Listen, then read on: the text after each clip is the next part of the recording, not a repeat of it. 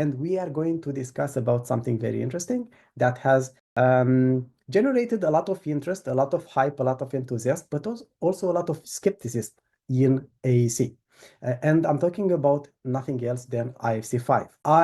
To be honest, I met Leon, I think it was roughly 2 weeks ago, at the openBIM conference organized by Building Smart Poland. It was in Warsaw, and if I were not there, and if I would not met him, I would have still been skeptical about this. But being there, I had the chance to exchange a few words with him, and that made me very curious to learn more about it, because I'll be honest about it.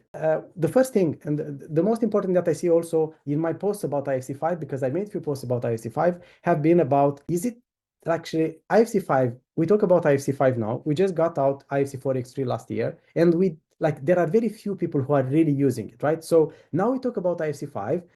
I'm going to use IFC 5 like in 2030. This was my initial understanding, and I see the same in many other people's head. So Leon is going to clarify on that and going to explain to us why that is not the case and why it's actually different and why we should even consider believing this. Hey, Leon, thank you very much for joining me. I really appreciate you taking the time. Very happy to be here. Thank you. Interesting proposition you put out there. Honest, that's why I'm a simple man. I just share what I think. Putting on the pressure. Yeah. Yeah. So what do you think about this? But let's start somewhere more basic. Like, what's happening with IFC 5? Like, what is this? When it's happening? Like, what's the status with it? And then try to answer to my question and other people. Well, stuff is happening. That's for sure. I think it's. I'm already happy with that. So this has a long history, right? I mean, the roadmap where we announced IFC 5 was published, I think, 5 years ago in April 2020.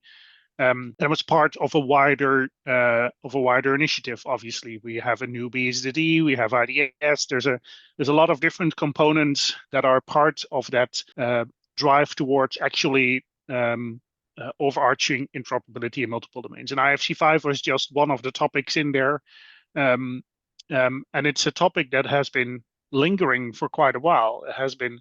There's been a task force, there's been exploring, there's been an academic paper about it, I think 2 years ago. But it was always a little bit in the shadows, I would say.